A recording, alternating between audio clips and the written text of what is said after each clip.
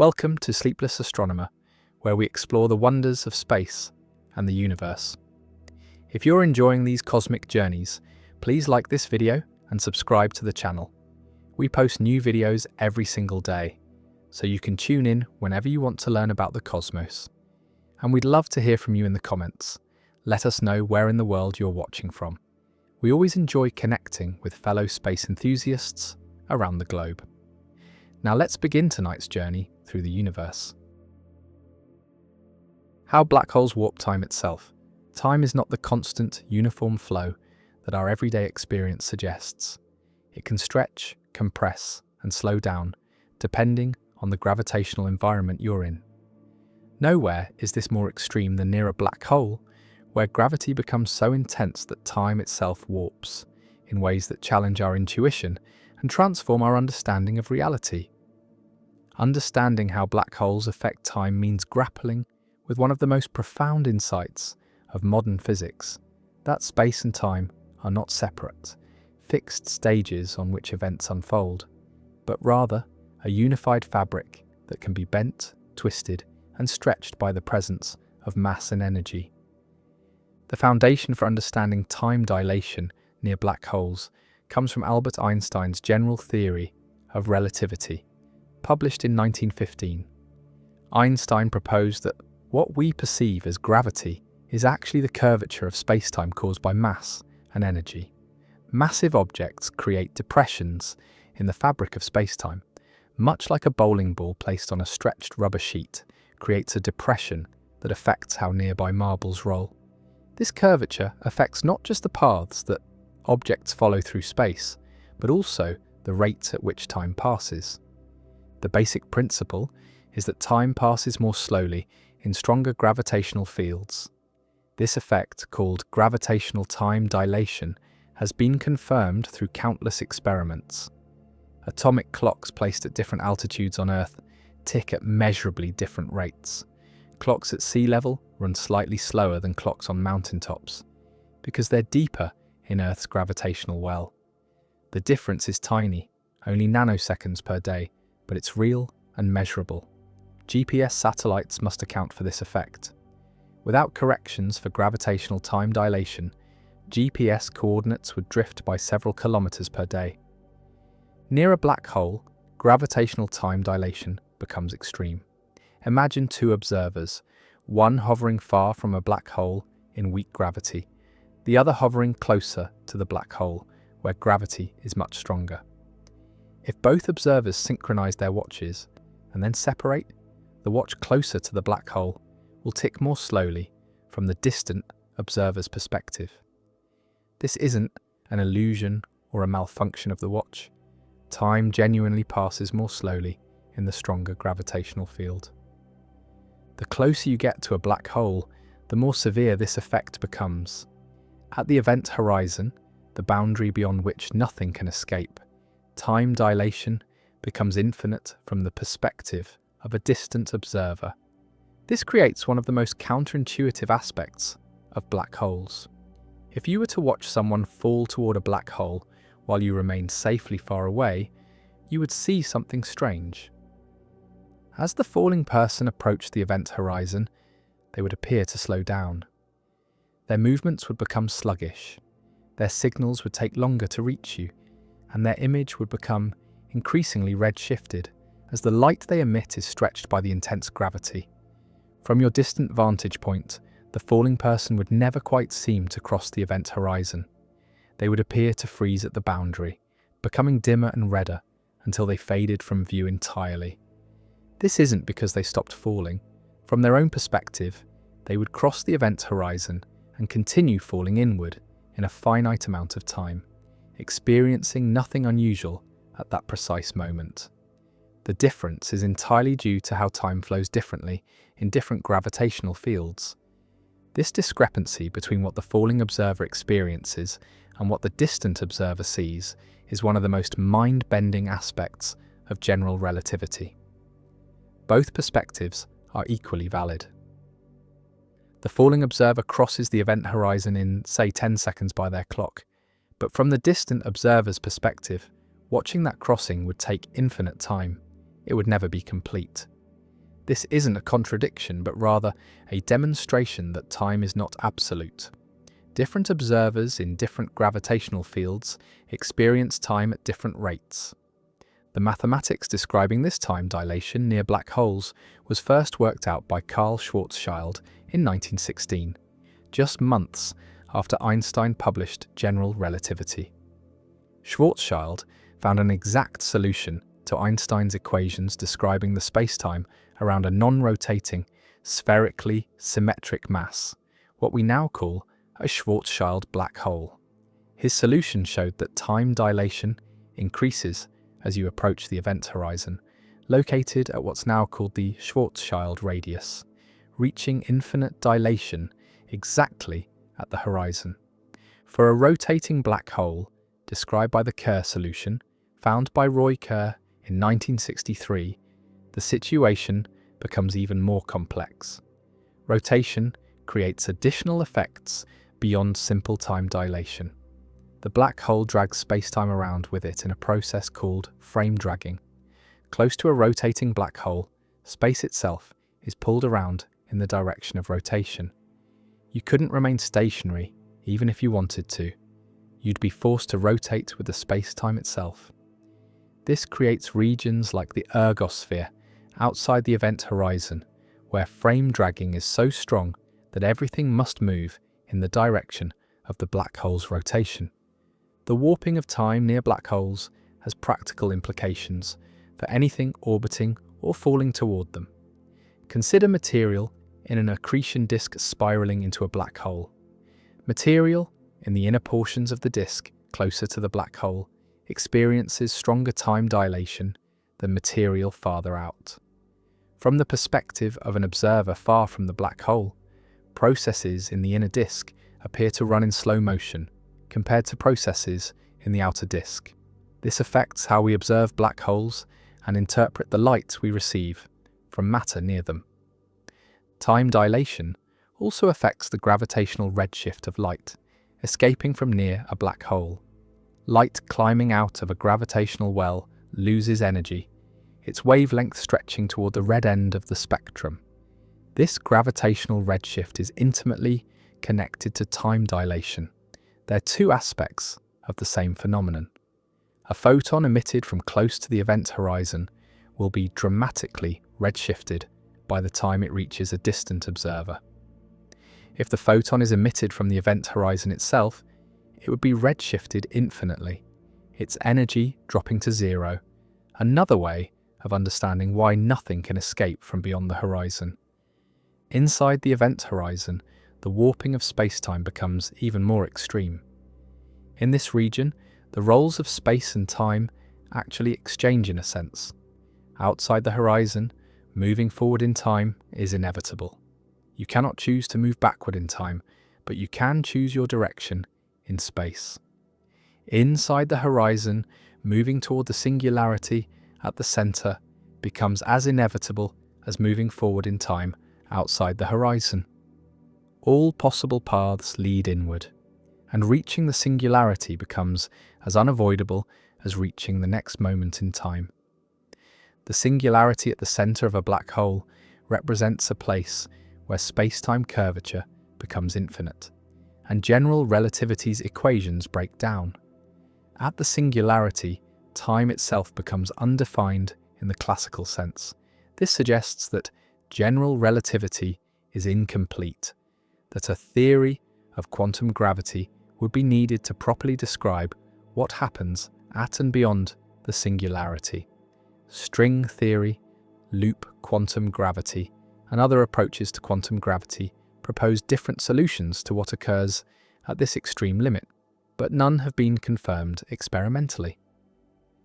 Supermassive black holes at the centers of galaxies create fascinating time dilation effects on galactic scales. The black hole at the center of our Milky Way galaxy, called Sagittarius A star, contains about 4 million solar masses. Stars orbiting close to this black hole experience measurable time dilation. A star in a close orbit around Sagittarius A star, coming within a few hundred times the black hole's event horizon radius, would experience time flowing noticeably slower than we experience it here on Earth, 26,000 light-years away. Precise measurements of these stars' orbits by Andrea Ghez and Reinhard Genzel, who shared the 2020 Nobel Prize in Physics for this work, have confirmed general relativity's predictions in this strong gravity regime. Time dilation near black holes has captured popular imagination, featuring prominently in science fiction. The film Interstellar depicted a planet orbiting close to a massive rotating black hole, where time dilation was so extreme that 1 hour on the planet's surface equaled 7 years of time passing elsewhere. While Hollywood took some liberties, the basic physics was sound. Physicist Kip Thorne served as scientific consultant and later published papers about the black hole physics portrayed in the film. Such extreme time dilation is theoretically possible near a rapidly rotating supermassive black hole. Binary black hole systems, where two black holes orbit each other before merging, create incredibly complex spacetime geometries. Each black hole warps time in its vicinity, and the combined warping creates regions where time flows at different rates depending on your location relative to the two black holes.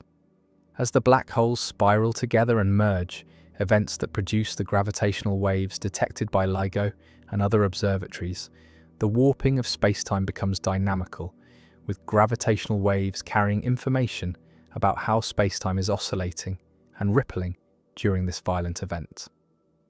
The connection between time dilation and energy offers another perspective on these phenomena. According to general relativity, gravitational fields contain energy. A clock deep in a gravitational well, where time runs slowly, can be thought of as having less energy than a clock far from any gravitational source. The gravitational redshift of light, the loss of energy as light climbs out of a gravitational well, reflects this energy difference between different regions of curved spacetime. Black holes also raise profound questions about the nature of time itself. Some interpretations of quantum mechanics and general relativity suggest that time might not be fundamental, but rather an emergent property of more basic physical processes. Black holes, where classical notions of time break down at the singularity, might provide clues about the true nature of time. The information paradox, the question of what happens to information that falls into a black hole, connects to deep questions about time, entropy, and the quantum nature of spacetime. Hawking radiation, predicted by Stephen Hawking in 1974, introduces another connection between black holes and time. Quantum effects near the event horizon cause black holes to emit radiation and slowly evaporate over extremely long timescales. This process involves virtual particle pairs appearing near the horizon, with one particle falling in while the other escapes. The evaporation means black holes have a finite lifetime, and it connects quantum mechanics, gravity, and thermodynamics in ways that hint at a deeper theory unifying these domains. The warping of time near black holes is not science fiction, but established physics, confirmed through observations and experiments. Every time LIGO detects gravitational waves from merging black holes, it's detecting ripples in spacetime that carry information about how dramatically spacetime, and therefore time itself, was warped during the merger. Every observation of matter orbiting near black holes, every measurement of gravitational redshift, every test of general relativity in strong gravitational fields, confirms that time is not absolute, but is woven into the fabric of spacetime, susceptible to warping and stretching by mass and energy, reaching its most extreme manifestation near black holes, where the flow of time slows to a crawl, and ultimately, at the event horizon, appears to stop entirely from the perspective of distant observers watching the inexorable pull of gravity on the fabric of reality itself. How planets get their beautiful rings. When you think of planetary rings, Saturn immediately comes to mind, with its magnificent system of bright bands encircling the planet like a cosmic halo. But Saturn isn't alone in possessing rings. Jupiter, Uranus, and Neptune all have ring systems of their own. Though far less prominent, even some asteroids have been discovered with tiny rings circling them. These structures, some broad and bright, others narrow and faint, all share a common origin story rooted in gravity, orbital mechanics, and the sometimes violent history of the solar system. The basic ingredients for planetary rings are surprisingly simple. Countless small particles, ranging from dust grains smaller than smoke particles to chunks of rock and ice the size of houses, all orbiting a planet in a flat disk. What makes rings special isn't the individual particles but their collective behaviour, the way millions or billions of objects interact through gravity and collisions to create structures that can span hundreds of thousands of miles yet be only tens of meters thick. Rings form through several different mechanisms, and understanding these processes means understanding both creation and destruction, both gentle accumulation and catastrophic violence. The first and perhaps most dramatic way rings can form is through tidal disruption. Every planet generates a gravitational field that weakens with distance, and this creates tidal forces on any object orbiting nearby. If you imagine a moon orbiting close to a planet, the side of the moon facing the planet experiences stronger gravity than the side facing away. This difference in gravitational pull creates a stretching force that tries to pull the moon apart. There's a critical distance from any planet, called the Roche limit, inside which these tidal forces become stronger than the moon's own gravity holding it together. Cross this threshold, and the moon cannot remain intact. If a moon migrates inward through various processes, or if it formed inside this limit, it will be torn apart by tidal forces. The material doesn't disappear, it spreads out along the moon's orbital path, and over time, through collisions and gravitational interactions, it forms a flat ring around the planet. Picture this process in your mind. A small moon, perhaps captured from elsewhere in the solar system or formed in orbit around the planet, slowly spirals inward. Tidal interactions with the planet transfer energy and angular momentum, gradually changing the moon's orbit. As it crosses the Roche limit, cracks begin to form. Pieces break away, first small fragments, then larger chunks. The moon doesn't explode dramatically. It comes apart more gradually, like pulling apart a piece of bread. Each fragment continues orbiting the planet independently, and as they collide and break into smaller pieces, they spread into a disk of debris. This process may have created some of Saturn's rings, though the origin of Saturn's ring system remains one of the great puzzles in planetary science. The rings are remarkably bright and rich in water ice, suggesting they might be relatively young, perhaps only a few 100 million years old, rather than as ancient as the solar system itself.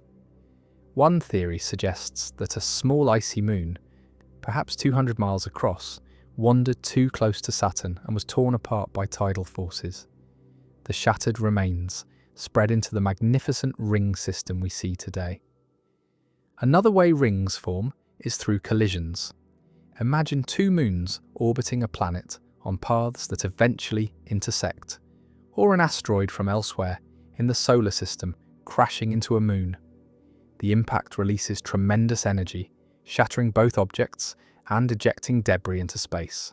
Some of this material falls back onto the planet or escapes entirely, but much of it remains in orbit, gradually spreading into a ring. This collision scenario might explain some of the fainter, darker ring systems.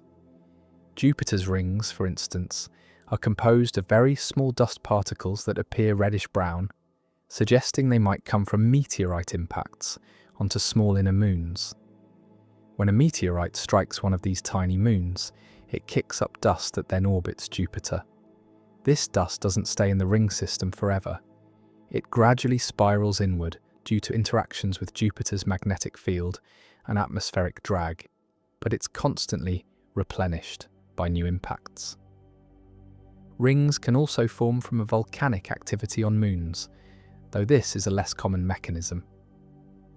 Jupiter's moon, Io, is the most volcanically active body in the solar system, with eruptions constantly spewing material into space. Some of this material, particularly atoms of sodium and sulfur, forms extended clouds around Jupiter. While not a traditional ring of solid particles, these atomic clouds occupy ring-like regions and show that rings can have diverse origins and compositions. The shepherd moon mechanism plays a crucial role in maintaining and shaping rings once they form. Small moons orbiting just inside or outside a ring can gravitationally interact with ring particles, confining them to narrow bands. Imagine a ring particle in an orbit that would normally cause it to drift outward. As it approaches a shepherd moon, orbiting outside the ring, the moon's gravity tugs on it, altering its orbit and deflecting it back toward the ring. Similarly, a shepherd moon orbiting inside the ring can prevent particles from drifting inward. These gravitational interactions can create remarkably sharp ring edges and can even maintain gaps within ring systems. Saturn's moon Prometheus and Pandora act as shepherd moons for the narrow F ring, one of Saturn's outermost rings. The F ring is only a few hundred miles wide, but thousands of miles long, and without these shepherd moons, it would spread out and dissipate over time. The moon's gravity creates a delicate balance, continuously sculpting the ring into its narrow form. Resonances add another layer of complexity to ring formation and structure. When ring particles orbit at certain specific distances from a planet, their orbital period can be a simple fraction of a moon's orbital period, perhaps half as long, or a third or 2/5. At these resonant locations, the gravitational tugs from the moon occur at the same point in each orbit, adding up over time and creating powerful effects. Resonances can clear gaps in rings, sweeping particles out of certain orbital paths, or they can concentrate particles, creating narrow ringlets. The Cassini division, the prominent gap in Saturn's rings, visible even through small telescopes from Earth, exists primarily because of a resonance with the moon Mimas. Particles orbiting in the Cassini division have an orbital period exactly half that of Mimas. The repeated gravitational interactions at this resonance gradually push particles into different orbits, maintaining a gap nearly 3,000 miles wide. The particles within rings are not static, they're constantly colliding with each other, and these collisions shape the ring's structure and evolution.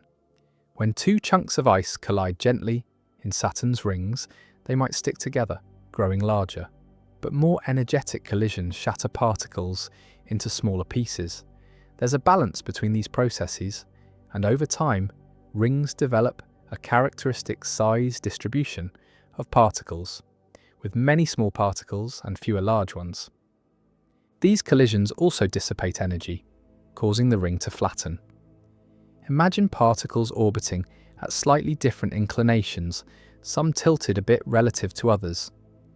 When they collide, the vertical component of their motion is randomized and gradually damped out through repeated collisions. The result is that rings become extraordinarily thin relative to their width.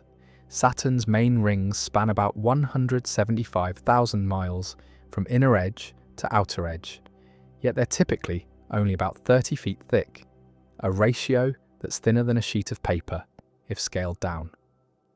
Temperature plays a role in ring dynamics as well.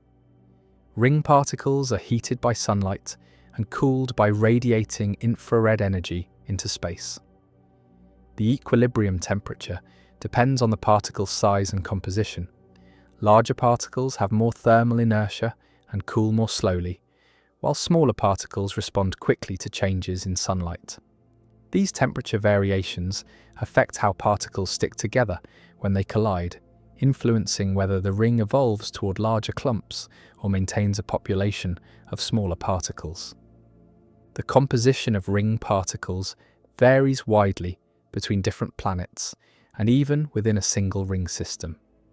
Saturn's rings are predominantly water ice, giving them their high reflectivity and bright appearance. The ice is remarkably pure, though there are trace amounts of rocky material and organic compounds that give some regions a slightly reddish or brownish tint. Uranus's rings, by contrast, are much darker, composed of material that reflects only a few % of the light that hits it. This dark material might be radiation-processed organic compounds, similar to the dark material found on some asteroids and comets. The age of ring systems is a matter of ongoing research and debate. Some rings might be primordial, dating back to the formation of the solar system itself 4.6 billion years ago. These would be rings made from material that was present in the disk of gas and dust from which the planets formed. Material that never coalesced into moons because it was inside the Roche limit. Other rings are clearly much younger, formed by relatively recent collisions or tidal disruptions. Saturn's rings, despite their prominence, might be surprisingly young. Several lines of evidence suggest they could be only a few 100 million years old. They're very bright and icy, lacking the darkening that would come from billions of years of meteorite bombardment. The amount of dust falling into Saturn's atmosphere from the rings suggests they're being depleted at a rate that couldn't be sustained over billions of years. If Saturn's rings are indeed young, it means we're living at a special time in the solar system's history, able to witness these magnificent structures during a brief window of their existence. Rings are not permanent features. They evolve over time, gradually spreading outward or inward, losing material to the planet's atmosphere or to moons, being disrupted by resonances or replenished by new collisions. Some ring systems might last for the lifetime of the solar system, while others might come and go over much shorter timescales. The rings we see today are snapshots in an ongoing process of creation, evolution, and eventual destruction. Even Earth might have had rings at some point in its distant past. Some researchers have suggested that a large impact that created debris in orbit could have temporarily given Earth a ring system that persisted for millions of years before the material either fell back to Earth or coalesced to form the Moon. While speculative, this idea reminds us that ring systems are dynamic features that can appear and disappear throughout a planet's history. The physics governing ring formation operates not just in our solar system, but around planets orbiting other stars as well. Exoplanets with large moon systems or recent collisions might sport ring systems, though detecting such rings at interstellar distances remains incredibly challenging with current technology. The same fundamental processes, tidal disruption, collisions, gravitational interactions, would operate universally, creating rings around any planet where conditions permit, adding layers of complexity and beauty to planetary systems throughout the galaxy. How planets form from dust. In the beginning, there were no planets, no Earth, no Jupiter, no rocky worlds, or gas giants, just vast clouds of gas and dust drifting through the galaxy. Yet from these diffuse, seemingly formless clouds, gravity and physics conspired to build the solid worlds we see today. Understanding how planets form from dust means understanding one of nature's most remarkable construction projects, a process that transforms microscopic particles floating in space into spheres thousands of miles across, complete with cores, mantles, atmospheres, and sometimes even moons. The story begins with a molecular cloud, a cold, dark region of space, filled primarily with hydrogen and helium gas left over from the Big Bang, mixed with about 1% heavier elements and dust particles created in previous generations of stars. These dust grains are tiny, typically only a fraction of a micrometer across, smaller than bacteria. They're composed of silicates, rocky minerals similar to sand, and sometimes ices of water, carbon dioxide, or methane, depending on the temperature of the cloud. Something disturbs the cloud. Perhaps a nearby star explodes as a supernova, sending a shockwave rippling through space. Perhaps the cloud passes through a spiral arm of the galaxy where gas is compressed. Whatever the trigger, a region of the cloud begins to collapse under its own gravity. As it collapses, it spins faster due to conservation of angular momentum. The same principle that makes a figure skater spin faster when pulling their arms inward. The collapsing cloud flattens into a disk, a swirling pancake of gas and dust with a growing concentration of mass at the center. This is a protoplanetary disk, and it's where planets will form. The center grows hotter and denser as material falls inward, eventually becoming a protostar that will ignite nuclear fusion and become a star. But the disk surrounding the star contains enough material to build an entire family of planets. In the disk, dust particles drift through the gas, occasionally bumping into each other. When they collide gently, they can stick together. The sticking happens through several mechanisms. Sometimes electrostatic forces, essentially static electricity, cause particles to cling to each other. Sometimes molecular forces, similar to the forces that make wet sand stick together, bind the particles. Ice coatings on particles in the colder outer regions of the disk act like glue, making particles particularly sticky. These gentle collisions build larger particles. A dust grain collides with another, and they stick, forming a slightly larger grain. This larger grain has a bigger cross-section, making it more likely to encounter and stick to other grains. Slowly, grain by grain, the particles grow from microscopic dust into pebbles, then into rocks, then into boulders. This process, called accretion, is slow at first but accelerates as particles grow larger. The growing clumps begin to settle toward the midplane of the disk, the thin central plane where the density is highest. Larger particles settle faster than smaller ones because they're less buffeted by gas turbulence. The midplane becomes a dense layer of solid material embedded in the gas disk, creating favorable conditions for further growth. Particles collide more frequently in this dense environment, accelerating the growth process. When the solid objects reach sizes of about 1 kilometer across, they're called planetesimals. These are the building blocks of planets, and reaching this size represents a critical milestone. Objects this large have enough gravity to begin attracting nearby material, rather than relying solely on chance collisions. Their gravity pulls in smaller rocks and dust, causing them to grow faster.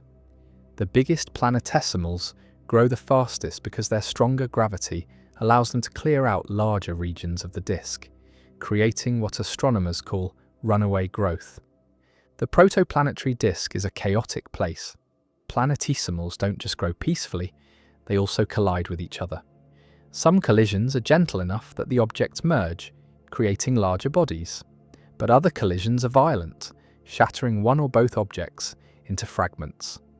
Whether a collision leads to growth or destruction depends on the relative velocities.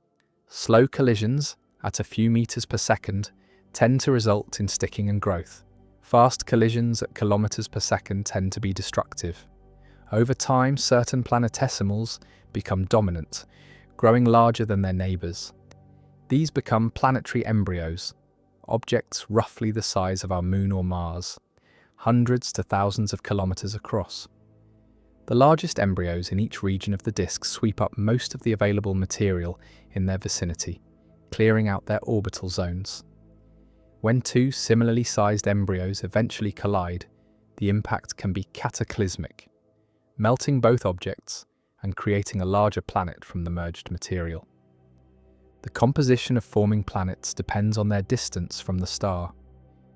Close to the star, temperatures are high, hot enough that volatile materials like water, methane, and ammonia can't condense into solid form. Only materials with high melting points, metals and rocky minerals, can exist as solids.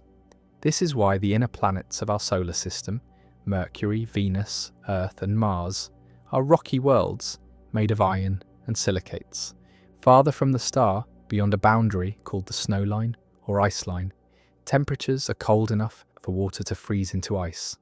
This fundamentally changes planet formation. Because ice is abundant, there's simply more solid material available when you include ice along with rock and metal. The snow line in our solar system was located somewhere around where the asteroid belt is today, between Mars and Jupiter. Beyond the snowline, planetary embryos could grow much larger because more solid material was available. When an embryo grew to roughly 10 times Earth's mass, something dramatic happened. Its gravity became strong enough to capture gas directly from the surrounding disk. Hydrogen and helium, the most abundant elements in the disk, began falling onto the growing planet. Once this process started, it ran away rapidly.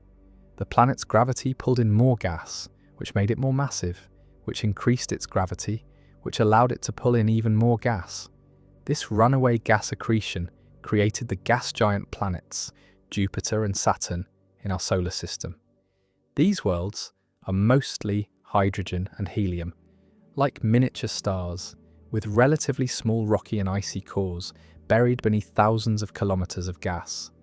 Jupiter grew so large and so quickly that it dominated its region of the solar system, its powerful gravity stirring up the asteroid belt and preventing the material there from ever forming a planet.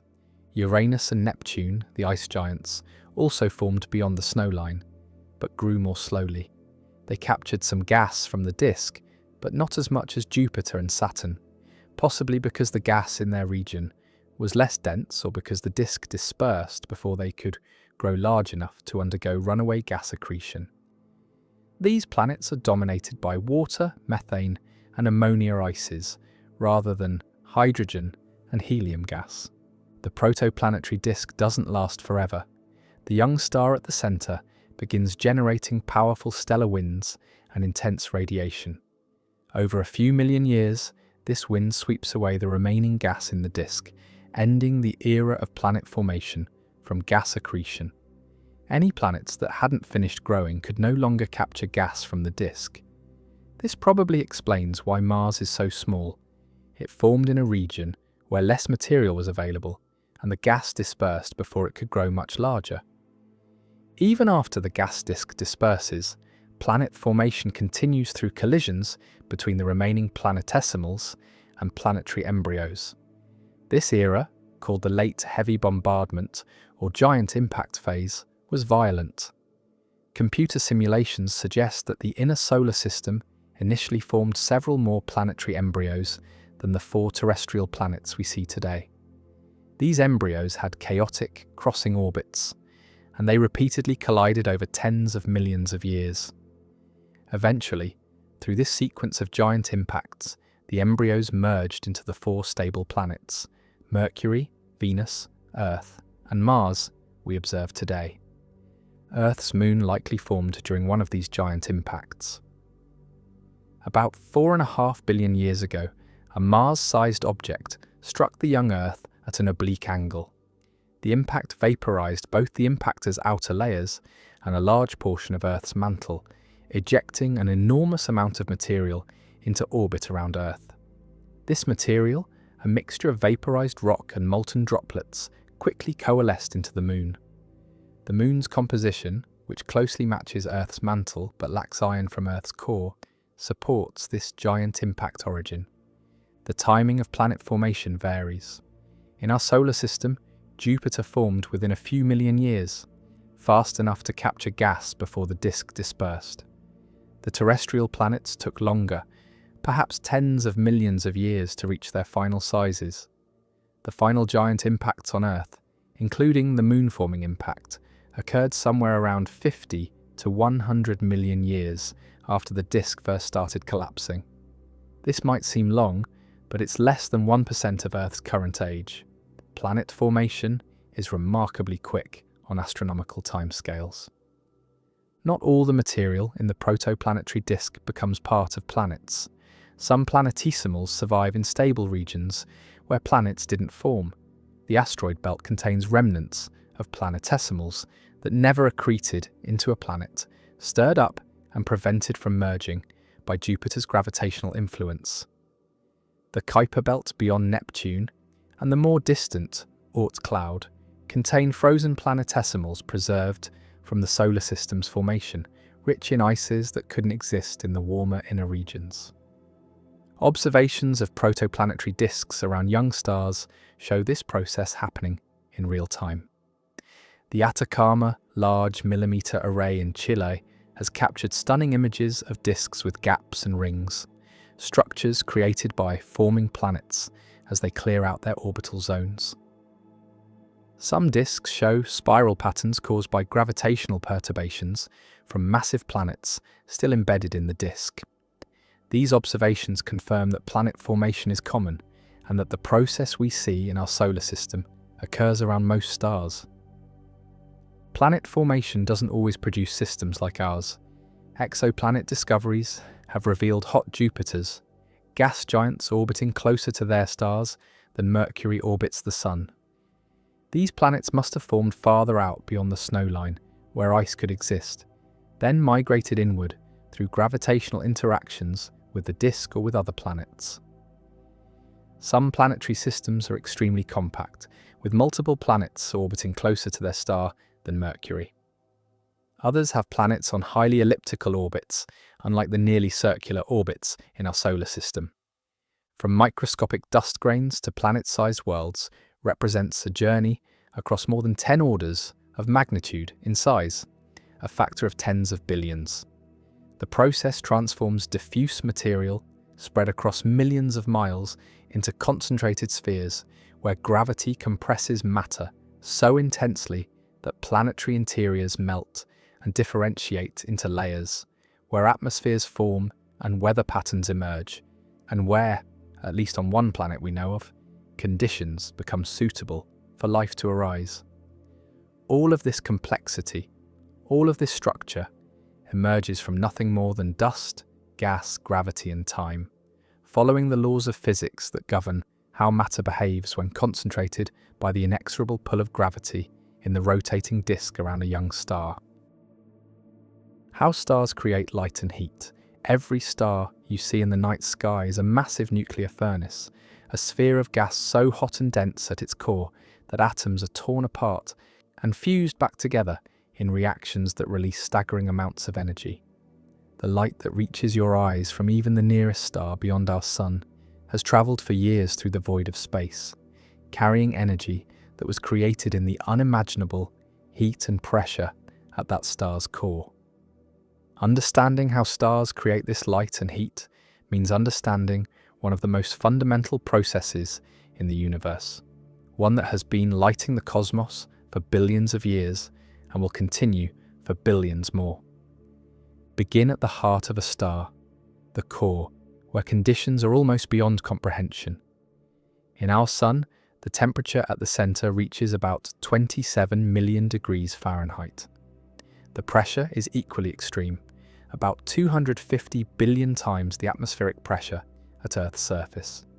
Under these conditions, matter behaves in ways completely unlike anything we experience in daily life. The gas is so hot that atoms cannot exist as atoms. Electrons are stripped away from their nuclei, creating a plasma where negatively charged electrons and positively charged nuclei move independently through a churning, seething mass.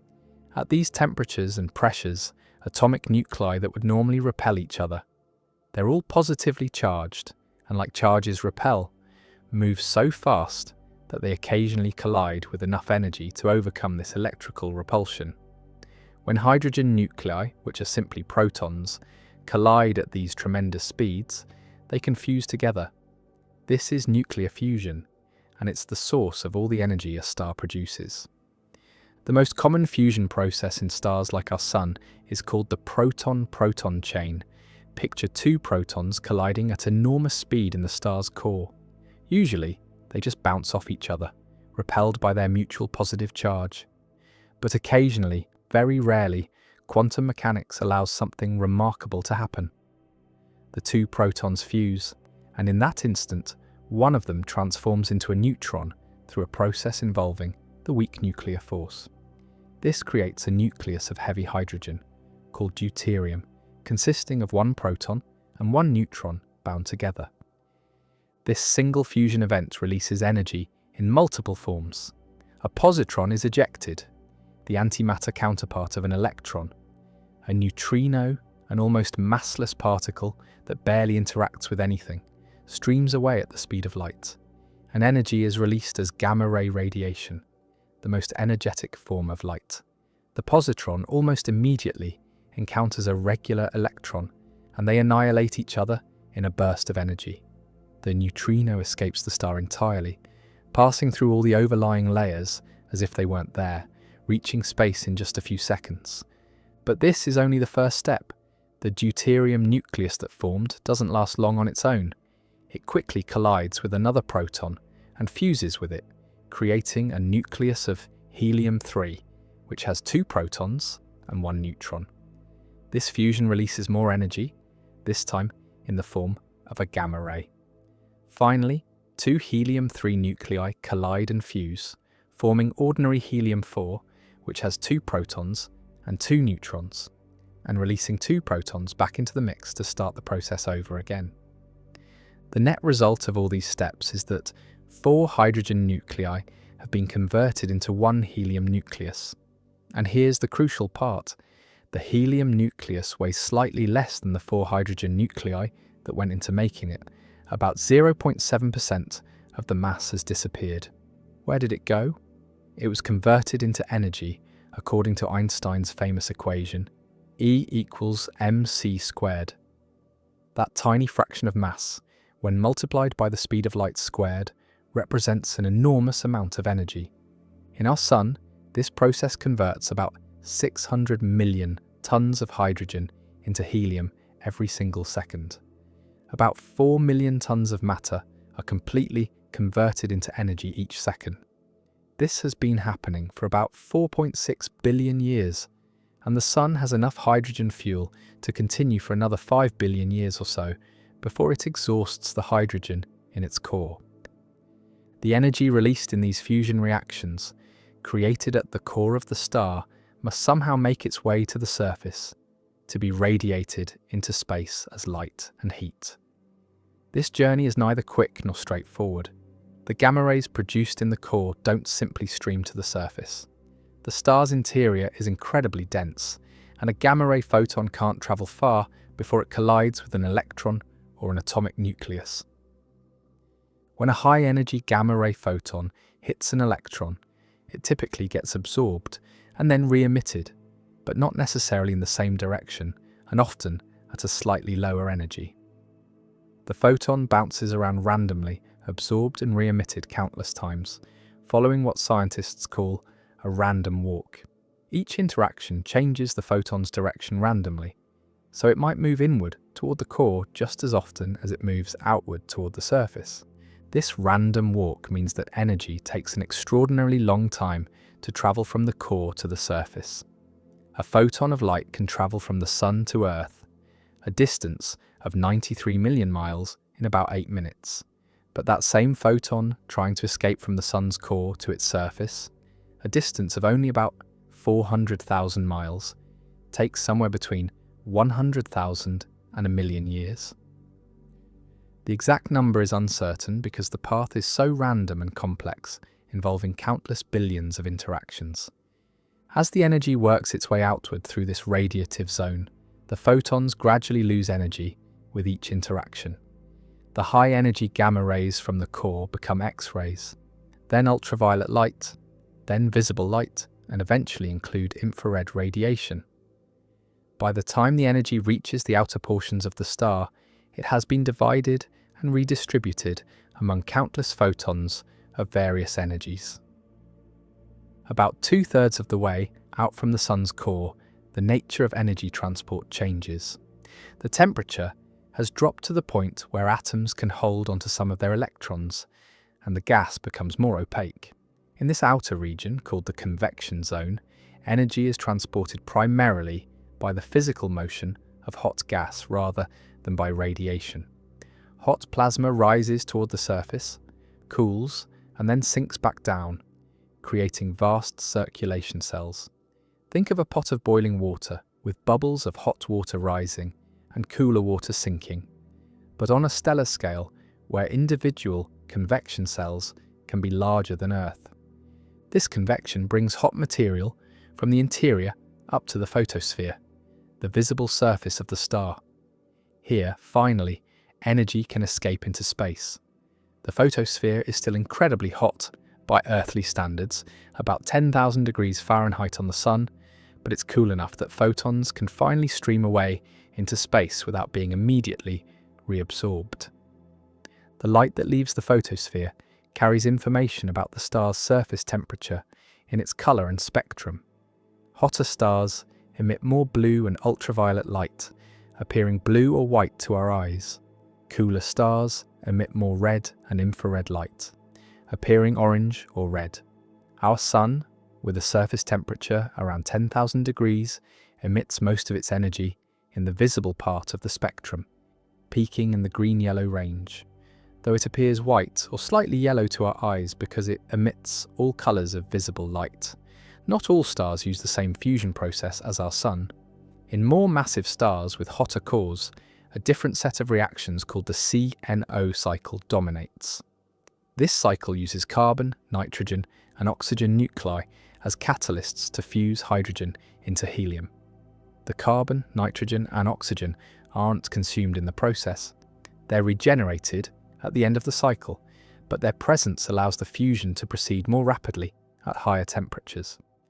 Very massive stars can burn through their hydrogen fuel in just a few million years, compared to the Sun's 10 billion year lifetime. The energy output of a star is precisely balanced with its gravity. Gravity tries to compress the star, but the pressure from the hot gas, heated by fusion, pushes outward. These forces are in equilibrium, which is why stars are stable over long periods. If fusion produces too much energy, the star expands and cools slightly, slowing the fusion rate. If fusion slows down, the star contracts and heats up, increasing the fusion rate. This self-regulating mechanism keeps stars stable. The heat generated in a star's core doesn't just produce light, it creates the pressure that holds the star up against its own gravity. Without fusion, a star would collapse under its own weight. This is what happens when a star runs out of fuel. The fusion stops, the pressure drops, and gravity takes over, leading to dramatic events like supernova explosions or the formation of dense stellar remnants. Different layers of the star have vastly different temperatures. The core, where fusion occurs, is the hottest. The temperature decreases as you move outward through the radiative zone and convection zone. The photosphere, the visible surface, is the coolest part of the star proper, though above it lies the chromosphere and corona, regions of the star's atmosphere that are paradoxically hotter than the surface, heated by magnetic fields and shock waves rather than by radiation from below. The amount of energy a star produces is staggering. Our Sun outputs about 386 billion megawatts of power every second. That's more energy than humanity has used in its entire history, released every single second. And the Sun is actually a fairly average, middle-sized star. Some massive stars output 1 million times more energy than the Sun, burning so bright and hot that they exhaust their fuel and die in just a few million years. Every photon of sunlight that warms your face, every ray that allows plants to photosynthesize and create the oxygen you breathe, every bit of light that illuminates the day, began as a fusion reaction in the Sun's core. The energy in that light was created when hydrogen nuclei overcame their electrical repulsion and fused into helium, converting a tiny amount of mass into energy. That energy then spent hundreds of thousands of years bouncing randomly through the Sun's interior before finally reaching the surface and streaming across space to Earth. This process of creating light and heat through nuclear fusion is happening right now in hundreds of billions of stars in our galaxy alone, and in countless more stars throughout the universe. It's been happening since the first stars formed a few 100 million years after the Big Bang, and it will continue for trillions of years into the future, until the last stars finally exhaust their fuel and fade away, leaving the universe dark and cold. But for now, and for the foreseeable future, the universe is filled with light and heat, gifts of the fusion fires burning in the hearts of stars. How evolution would work on other worlds. Evolution is not a theory specific to Earth. It is a fundamental principle that must operate wherever life exists, as inevitable as gravity or thermodynamics. The basic mechanism is elegantly simple. Organisms that are better suited to their environment tend to survive and reproduce more successfully than those less well suited, passing their advantageous traits to offspring. Over countless generations, this process of natural selection shapes organisms to fit their environments with remarkable precision. Charles Darwin recognized this principle in the 19th century by studying finches on the Galapagos Islands and countless other organisms, but the principle extends far beyond Earth. On any world where life emerges, evolution would be the engine driving biological diversity and adaptation, though the specific outcomes would be shaped by each world's unique conditions. The fundamental requirements for evolution are remarkably minimal. Life must be able to reproduce, creating offspring. There must be variation among individuals. No two organisms are exactly alike. Some of this variation must be heritable, passed from parents to offspring, and there must be differential survival and reproduction. Some variants survive and reproduce more successfully than others. These conditions create evolution automatically, inevitably, as surely as releasing a ball on a slope causes it to roll downhill. Any replicating system with heritable variation and selection will evolve, whether it's based on DNA, some other information storage molecule, or even non-biological replicating systems. On Earth, DNA serves as the information storage medium for nearly all life. The DNA molecule consists of two strands wrapped around each other in a double helix, with each strand composed of a sugar phosphate backbone and a sequence of 4 bases: adenine, thymine, guanine, and cytosine. The sequence of these bases encodes genetic information, and this information is copied when cells divide, passed to offspring when organisms reproduce. Mutations, random changes in the DNA sequence caused by copying errors, radiation, chemical damage, or other factors, create the variation upon which natural selection acts. But DNA is not the only possible genetic molecule. Scientists have created synthetic alternatives called XNAs, xenonucleic acids, that can store information and be copied, yet use different sugars or even different backbone structures than natural DNA and RNA. These artificial genetic molecules demonstrate that information storage and heredity don't require DNA specifically. An alien organism might use a completely different molecule to store genetic information, perhaps based on different chemistry more suited to its world's conditions. A very cold world might favour genetic molecules that are stable and flexible at low temperatures. A very hot world might favour molecules that resist heat degradation. The specific molecule doesn't matter. What matters is that it can store information, be copied with reasonable but imperfect fidelity, and allow variation to arise. The timescales of evolution would differ dramatically on different worlds. On Earth, bacterial generations might span minutes to hours, allowing rapid evolution. The bacteria that cause diseases evolve antibiotic resistance within years or decades as antibiotics create selection pressure, favouring resistant strains. In contrast, large organisms with long generation times evolve more slowly. Elephants with generation times of decades evolve far more slowly than bacteria. On an alien world where organisms have extremely long lifespans, perhaps living for thousands of years, evolution would proceed at a glacial pace from a human perspective, with significant changes taking millions or billions of years.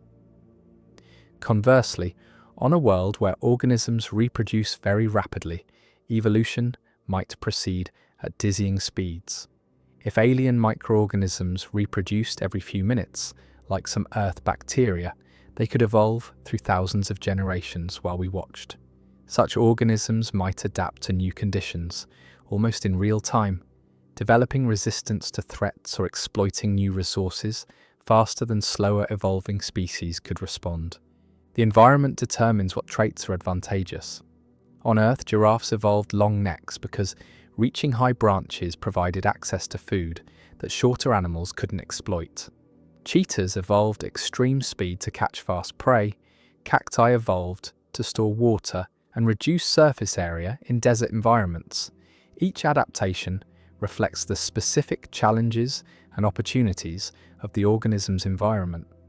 On alien worlds, different environments would favor different adaptations. On a high-gravity planet, evolution would favor short, stocky body plans with strong skeletons and powerful muscles to support body weight against stronger gravitational pull. Tall, slender organisms would be at a disadvantage because the structural demands of supporting height would be too great. Flying organisms might be rare or absent because overcoming gravity to achieve flight would require enormous energy expenditure. Over millions of generations, organisms would become increasingly adapted to moving efficiently under high gravity, perhaps developing 4 legs or even 6 or 8 for stability, with low centers of gravity and massive muscular systems. On a low-gravity world, the opposite pressures would apply. Organisms could afford to be tall and slender because less structural support is needed. Flight might be easy, favoring the evolution of wings and aerial lifestyles. Animals might leap enormous distances because the energy required to overcome gravity would be minimal. Over time, organisms might evolve increasingly delicate structures, abandoning the heavy skeletons and dense muscles necessary on higher gravity worlds in favor of lighter, more energy-efficient body plans. Atmospheric composition would profoundly influence evolution. On Earth, the transition from an oxygen-poor to an oxygen-rich atmosphere about 2.5 billion years ago, the Great Oxidation Event, was catastrophic for organisms adapted to the old atmosphere. Oxygen was toxic to them, and they retreated to oxygen-free refuges or went extinct. But for organisms that could tolerate or use oxygen, this chemical change created opportunities. Oxygen metabolism releases far more energy than anaerobic metabolism, enabling the evolution of larger, more active, more complex organisms. The size of organisms on Earth is ultimately limited by how efficiently they can deliver oxygen to their cells. On a world that never develops an oxygen-rich atmosphere, organisms might remain permanently small and metabolically limited. Without the high energy yield of oxygen metabolism, active lifestyles like those of birds, mammals, or even fish might be impossible. Life might consist entirely of small, slowly moving organisms eking out existence on the limited energy available from anaerobic metabolism. Or evolution might discover entirely different high-energy metabolic pathways based on different oxidizing agents, perhaps sulfur compounds, chlorine, or substances we haven't considered. The availability of water determines many evolutionary paths. On Earth, life originated in water, and even terrestrial organisms remain fundamentally aquatic. Our cells are filled with water, and we constantly need to replenish water lost to evaporation and excretion. On a water-rich world with extensive oceans, evolution might produce countless aquatic species, but might never develop terrestrial life if there's no advantage to leaving water. On a dry world with limited water, evolution would favor organisms that conserve water ruthlessly, perhaps evolving impermeable skins, efficient kidneys, metabolic water production, or even the ability to extract water from food or from humidity and air. Predation creates powerful selection pressures that drive evolutionary arms races. Prey evolve defenses, armor, toxins, speed, camouflage, while predators evolve counter-adaptations to overcome those defenses. Stronger jaws, detoxification mechanisms, greater speed, better sensory systems. This coevolution produces increasingly sophisticated organisms on both sides. On Earth, the evolution of predators coincides with the evolution of many complex features: eyes to detect prey, brains to process sensory information and coordinate hunting strategies, complex behaviors for stalking and capturing prey. On alien worlds, Predation would likely emerge wherever life becomes sufficiently complex, driving similar evolutionary arms races, but the specific adaptations would reflect the alien environment. On a world with dense fog or darkness, evolution might favour chemical or acoustic sensing over vision. On a world with three-dimensional environments, like open water or thick forests, predators might evolve better spatial perception and three-dimensional manoeuvrability. On a world where prey can burrow or fly, predators would evolve means to follow them into those refuges. Sexual selection, where organisms choose mates based on specific traits, creates another evolutionary force. On Earth, peacocks evolved elaborate tails, not because those tails help survival, but because peahens prefer males with impressive tails. This sexual selection can drive the evolution of traits that actually reduce survival, but increase reproductive success. On alien worlds, whatever traits the choosing sex prefers would be amplified through generations, potentially creating wildly extravagant features that serve no purpose beyond attracting mates. Convergent evolution, where unrelated organisms independently evolve similar solutions to similar problems, demonstrates that certain designs work well for certain challenges. Eyes evolved independently many times on Earth because detecting light provides such valuable information that natural selection repeatedly favoured organisms with improved light-sensing abilities. Wings evolved independently in insects, birds, bats, and pterosaurs because flight provides such significant advantages that multiple lineages evolved aerial capabilities. On alien worlds, convergent evolution would operate similarly. Any organism that needs to move quickly through water would likely evolve a streamlined body shape because physics dictates that this shape minimizes drag. Any organism that needs to see would likely evolve some structure that focuses light onto photosensitive cells, though the specific implementation might differ. Any organism that needs to manipulate objects would likely evolve some form of grasping appendages. The specific details would vary. Alien hands might have 3 fingers or 7, might be at the end of tentacles or rigid arms, might use suction or hooks instead of friction, but the basic function of grasping would emerge wherever it provides advantage. However, historical contingency, the accidents of evolutionary history, also plays a crucial role. Vertebrates on Earth have 4 limbs because that's what the early fish that first crawled onto land happened to have. There's nothing inevitable about the number 4. If a 6-limbed fish had been the first successful land colonizer, terrestrial vertebrates might all have 6 limbs today. On alien worlds, similar historical accidents would lock in features that become constraints on all future evolution. An early successful body plan might dominate an entire planet's evolutionary tree, with all descendants constrained by that ancestral architecture. Mass extinctions reset evolutionary trajectories. On Earth, the asteroid impact 66 million years ago that killed the non-avian dinosaurs allowed mammals, previously small nocturnal creatures, to diversify into the enormous variety we see today. Without that extinction, mammals might have remained small and marginal while dinosaurs continued dominating. On alien worlds, whatever catastrophes occur, asteroid impacts, volcanic eruptions, climate changes, nearby supernova, would similarly reset evolution, wiping out dominant groups and allowing previously marginal organisms to radiate into newly available ecological roles. The speed of environmental change influences evolutionary dynamics.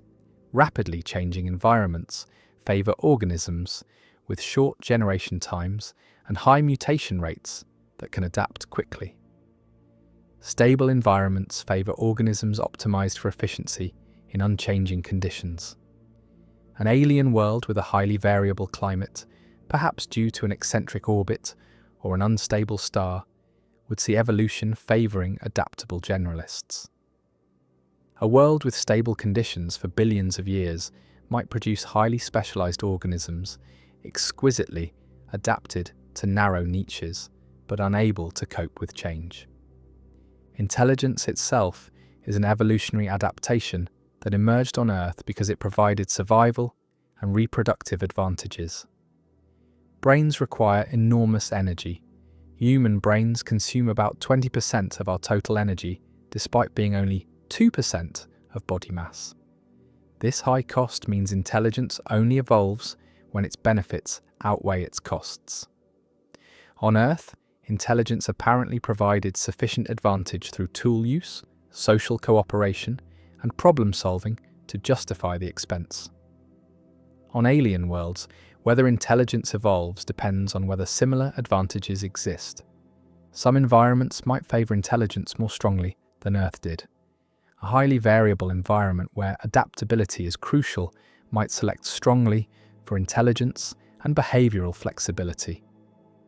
A world where organisms compete primarily through social manipulation rather than physical prowess might favour intelligence. Conversely, some worlds might never produce intelligence because simpler solutions always work well enough. If food is always abundant and predators are absent, the energy costs of maintaining a large brain might never be justified. How evolution would work on other worlds follows the same fundamental principles that operate on Earth: variation, heredity, and selection, but expresses those principles through the unique circumstances of each world. A high-gravity planet would sculpt short, powerful organisms. A dark world might favour chemical sensing over vision. A frigid world might produce organisms with antifreeze biochemistry and slow metabolisms. Each world would develop its own evolutionary history, branching from simple origins into complexity through billions of years of selection, extinction, radiation, and adaptation, creating ecosystems and organisms as unique as fingerprints, yet fundamentally related through the universal principles of evolution that must operate wherever life exists, proving that while life-specific forms might be infinitely varied across the cosmos, the process that shapes life, evolution through natural selection, remains constant, an inevitable consequence of imperfect replication and limited resources operating across deep time on any world that hosts living things. How galaxies live and die. Galaxies are not eternal, unchanging structures frozen in the void. They are dynamic systems that evolve over billions of years, passing through distinct phases from birth to maturity to eventual decline. Each galaxy follows a life story shaped by gravity, star formation, gas flows, and violent interactions with other galaxies, ultimately transforming from active star-forming systems into quiet collections of aging stars, or sometimes meeting more dramatic fates in collisions that tear them apart and rebuild them into something new.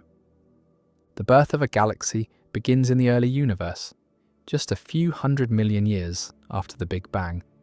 At this time, the cosmos was filled with vast clouds of hydrogen and helium, distributed nearly uniformly, but with tiny variations in density imprinted during the first moments after the Big Bang. Dark matter, invisible but gravitationally powerful, began to collapse first into clumps and filaments, creating gravitational wells that attracted normal matter. Gas flowed along these dark matter filaments, accumulating in regions where the gravitational pull was strongest. These early accumulations of gas were turbulent, chaotic places. The gas was cold, collapsing under its own gravity into smaller and smaller clumps. Within these collapsing clouds, the first stars ignited, massive and brilliant, burning through their nuclear fuel in just a few million years before exploding as supernova. These explosions enriched the surrounding gas with heavier elements, carbon, oxygen, iron, and others, that hadn't existed in the primordial universe. More stars formed from this enriched gas, creating a positive feedback cycle where star formation bred more star formation. A young galaxy is a vigorous place, forming stars at prodigious rates. Gas continues to fall into the galaxy from the surrounding cosmic web, providing fresh fuel for star formation. These early galaxies are often irregular in shape, lacking the elegant spiral arms or smooth elliptical forms of mature galaxies. They're clumpy and asymmetric, filled with giant regions of intense star formation where thousands of stars are being born simultaneously. The massive stars in these regions produce copious ultraviolet radiation that ionizes the surrounding gas, creating glowing nebulae visible across vast distances. As a galaxy matures, it begins to develop structure. If it has significant angular momentum, inherited from the rotation of the gas cloud from which it formed, it settles into a rotating disk. Within this disk, density waves organize stars and gas into spiral arms, elegant patterns that rotate around the galactic center. Stars form preferentially in these spiral arms, where gas is compressed by the passing density wave. The galaxy takes on the classic spiral form we see in galaxies like our own Milky Way or the nearby Andromeda galaxy. The disk of a spiral galaxy contains young hot blue stars mixed with older, cooler yellow and red stars. Gas lanes trace the spiral arms, visible as dark patches where dust blocks light from stars behind. At the center lies the bulge, a roughly spherical concentration of older stars, and at the very heart of the bulge lurks a supermassive black hole, containing millions to billions of times the mass of the Sun. This black hole profoundly influences the galaxy's evolution, though in ways that are still not completely understood. Star formation in a mature galaxy is a self-regulating process. Gas collapses to form stars, but the stars themselves affect the gas around them. Massive stars produce powerful winds that push gas away. Supernova explosions inject tremendous energy into the interstellar medium, heating gas and driving it outward in expanding bubbles and shells. This feedback can temporarily suppress star formation in regions around young star clusters, giving the galaxy a breathing, pulsating quality where star formation surges and ebbs over millions of years. The supermassive black hole at a galaxy's center can dramatically affect its evolution. When gas falls toward the black hole, it forms an accretion disk, heating to millions of degrees and emitting intense radiation across the electromagnetic spectrum. This active galactic nucleus can outshine all the stars in the galaxy combined. The energy released can drive powerful winds and jets that blow gas out of the galaxy entirely, removing the raw material needed for star formation. Many galaxies go through active phases when their central black holes are feeding vigorously, then quiet phases when little material is falling inward and the black hole lies dormant. Galaxies don't evolve in isolation. They're part of a cosmic web, connected by filaments of dark matter and gas to other galaxies nearby. Smaller galaxies fall into larger ones, adding their stars and gas to the growing giant. The Milky Way has consumed dozens of smaller satellite galaxies over its history, and it will consume more in the future. Each merger adds complexity to the galaxy's structure, sometimes triggering bursts of star formation as gas clouds collide and compress, sometimes disrupting the orderly rotation of the disk and scattering stars into less organized orbits. Major mergers, when two galaxies of comparable size collide, are transformative events. The collision unfolds over hundreds of millions of years as the galaxy's gravitational fields interact. Stars almost never collide directly. The distances between stars are so vast that even in a galactic collision, stellar collisions are extraordinarily rare. But the gravitational interactions between the passing galaxies create tidal forces that stretch and distort each galaxy's structure. Long tidal tails of stars and gas stream away from the collision site, some eventually falling back into the merged system, others dispersed into intergalactic space. The gas in colliding galaxies does collide, directly and violently. Giant molecular clouds slam together at speeds of hundreds of kilometers per second, creating shockwaves that compress the gas and trigger intense bursts of star formation. These starburst galaxies can form stars at rates hundreds of times higher than normal galaxies, converting much of their gas into stars within just tens of millions of years. The newly formed massive stars live brief lives and explode as supernovae, creating a cascade of feedback that heats the remaining gas and can drive much of it out of the galaxy entirely. The end result of a major merger is typically an elliptical galaxy. The orderly rotation of the spiral disks is destroyed by the chaotic gravitational interactions of the merger. Stars end up on random orbits, creating a roughly spherical or elliptical distribution rather than a flat disk. Elliptical galaxies contain mostly old stars, appearing yellowish or reddish because they lack the young blue stars that make spiral galaxies appear white or blue. They have little gas left for star formation, having either converted most of their gas into stars during the merger or expelled it through feedback from star formation and active galactic nuclei. Elliptical galaxies represent a kind of middle age or retirement for galaxies. They're massive, sometimes containing trillions of stars, but they're largely quiescent, forming few new stars. The stars within them are aging, slowly converting hydrogen to helium in their cores, gradually dimming as they exhaust their fuel. Over hundreds of billions of years, these stars will die one by one. Low-mass stars will swell into red giants, then shed their outer layers as planetary nebulae, leaving behind white dwarf remnants. Higher-mass stars will explode as supernova, leaving neutron stars, or black holes. As stars die, they return some of their material to the interstellar medium, but much of their mass remains locked in stellar remnants. The galaxy's gas supply dwindles, and with no new gas falling in from outside, star formation gradually ceases. The galaxy grows dimmer as its most luminous stars die and are not replaced. Eventually, in the far future, such a galaxy would consist primarily of white dwarfs, neutron stars, and black holes, the dead remnants of stars that once shone brightly. Some galaxies meet more dramatic ends. In dense galaxy clusters, high-speed collisions and gravitational interactions can tear galaxies apart.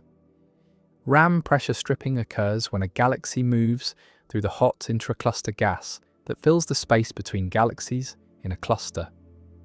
This hot gas, though tenuous, exerts pressure on the cold gas in the moving galaxy, stripping it away like wind pulling leaves from a tree.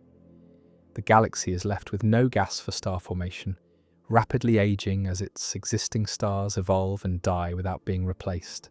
Galaxies can also be tidally disrupted by close passes to much more massive galaxies. The tidal forces, the difference in gravitational pull between the near and far sides of the smaller galaxy, can be strong enough to overcome the galaxy's self-gravity, pulling it apart into streams of stars that wrap around the larger galaxy. The Milky Way is currently in the process of tidally disrupting the Sagittarius dwarf elliptical galaxy, a small galaxy that passed too close and is now being stretched into a stream of stars encircling our galaxy. In the very long term, over timescales of trillions of years, galaxies face a dark future. The expansion of the universe, driven by dark energy, is accelerating. Galaxy clusters will remain gravitationally bound, but individual clusters will become increasingly isolated from each other as the space between them grows. Within each cluster, galaxies will gradually merge, forming ever larger elliptical galaxies. Eventually, each cluster will merge into a single giant elliptical galaxy containing all the matter that was once in dozens or hundreds of separate galaxies. Even these ultimate galaxies will fade. Star formation will cease entirely as all available gas is either converted into stars or expelled from galaxies. The remaining stars will age and die. White dwarfs will cool, becoming black dwarfs, cold, dark stellar remnants that no longer emit visible light. Neutron stars will radiate away their heat over inconceivable timescales.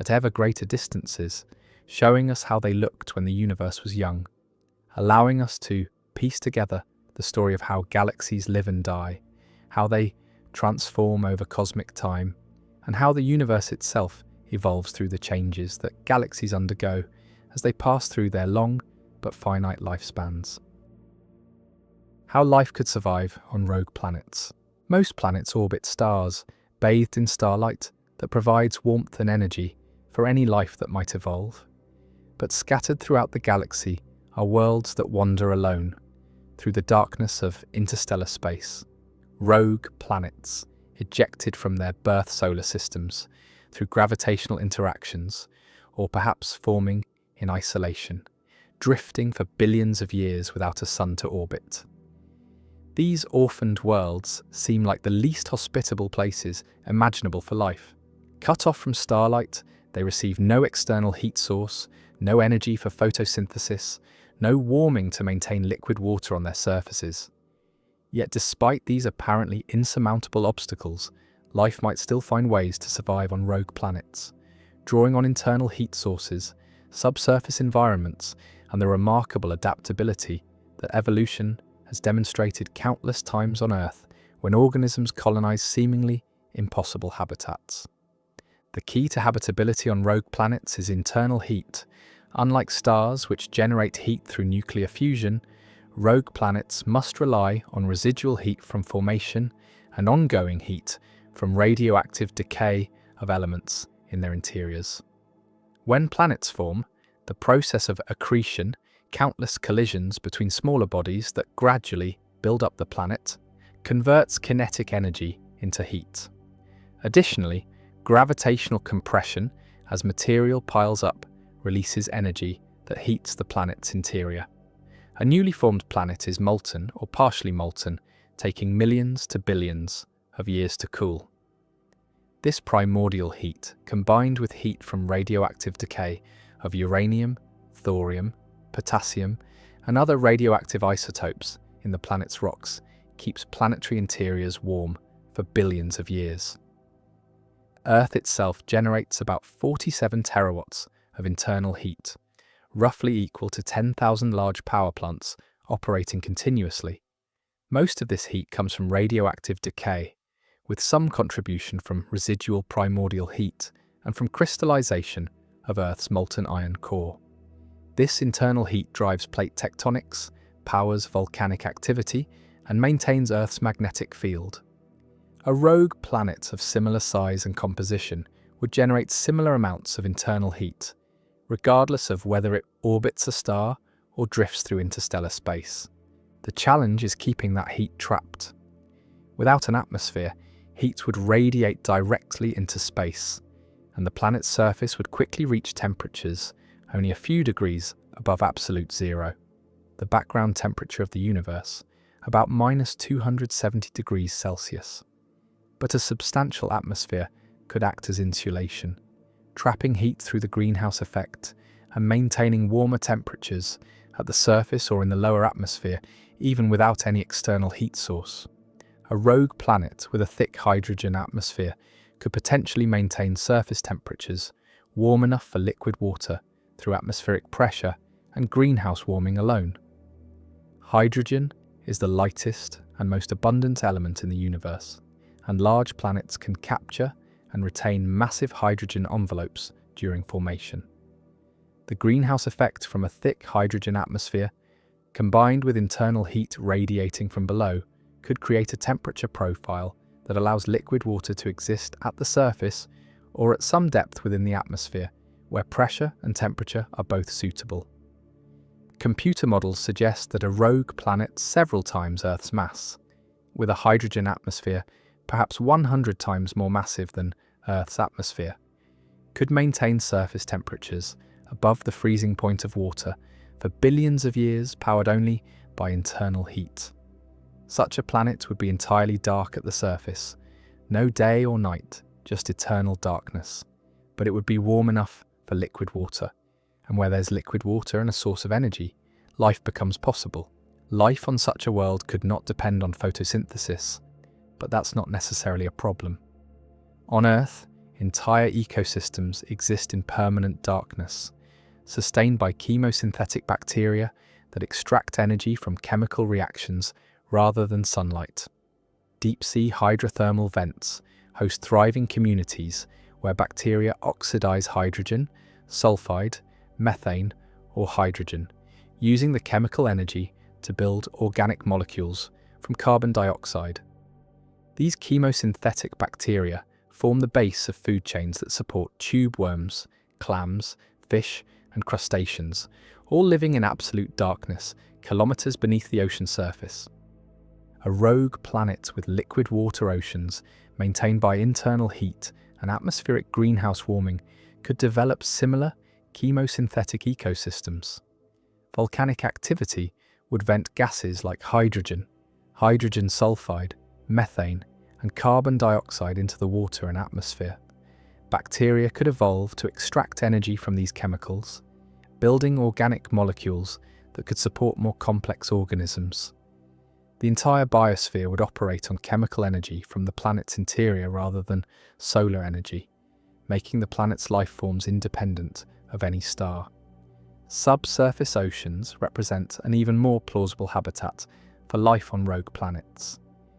Many worlds in our solar system likely have liquid water oceans beneath ice shells. Europa, Enceladus, possibly Titan, Ganymede, Callisto, Pluto, and other bodies. These oceans are kept liquid by tidal heating from their parent planets, or by internal radioactive heating. A rogue planet with sufficient internal heat and a thick ice shell could maintain a subsurface ocean indefinitely, with the ice providing insulation that prevents the ocean from freezing while protecting it from the harsh radiation and extreme cold of interstellar space. The ice shell on a rogue planet might be very thick, perhaps tens or hundreds of kilometers, creating an insulating layer that traps internal heat far more effectively than any atmosphere. The ocean beneath this ice would be completely dark, protected from the radiation that fills interstellar space, and stable for billions of years. Temperature would be maintained by heat flowing from the rocky mantle below. Hydrothermal vents on the ocean floor would provide chemicals and energy for chemosynthetic life. Such an ocean might be an ideal habitat, more stable than surface oceans on planets orbiting stars where stellar evolution, asteroid impacts, and climate variations create periodic catastrophes. Life in a subsurface ocean on a rogue planet would never know stars exist. The entire biosphere would be confined to the dark ocean, with the ice ceiling above and rocky floor below defining the limits of the habitable universe. Evolution would never produce eyes sensitive to visible light because no visible light exists. Organisms might instead evolve chemical sensing, pressure sensing, electroreception, or other non-visual senses.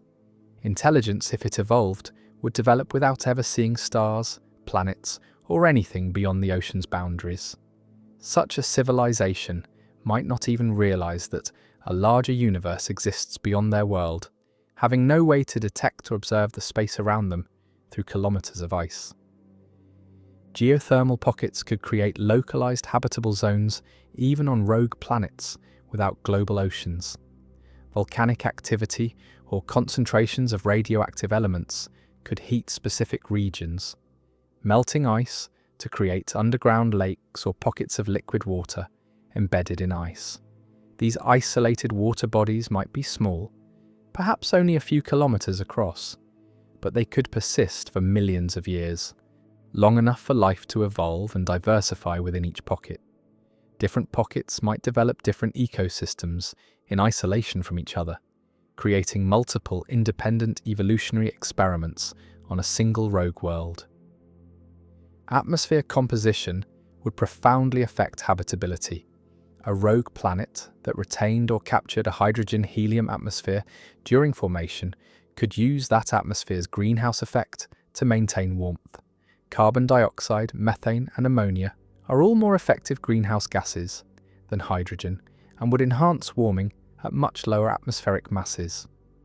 A rogue planet with a thick carbon dioxide atmosphere and substantial internal heat might maintain temperatures warm enough for liquid water, with a much thinner atmosphere than a hydrogen-dominated world would need.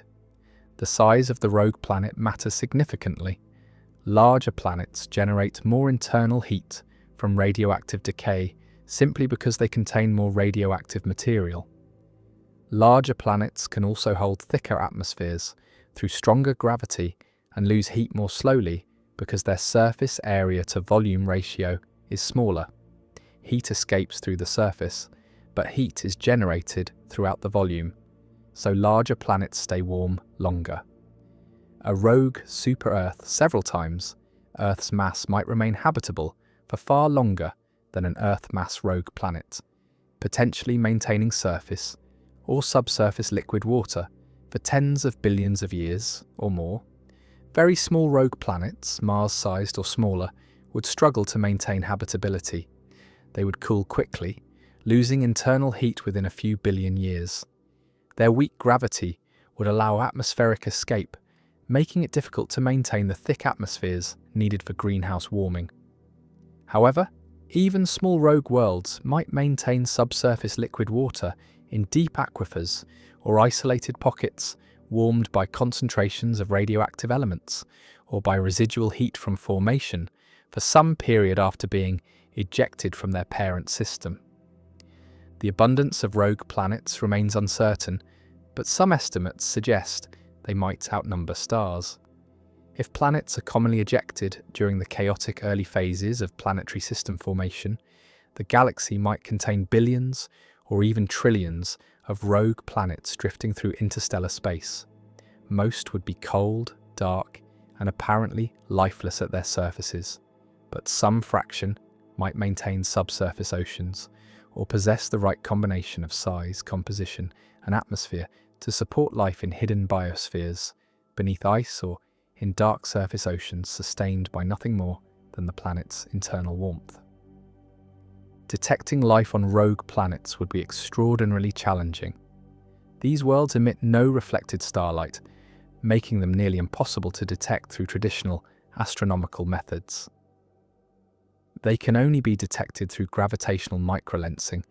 When a rogue planet passes in front of a distant star from Earth's perspective, its gravity briefly magnifies the star's light, or through direct detection of their infrared emission, the faint heat radiating from their surfaces.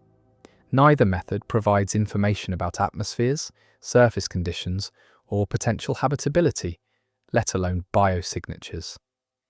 Future infrared telescopes might be able to detect the warmest rogue planets and potentially characterize their atmospheres if those atmospheres are thick enough to produce detectable spectral features.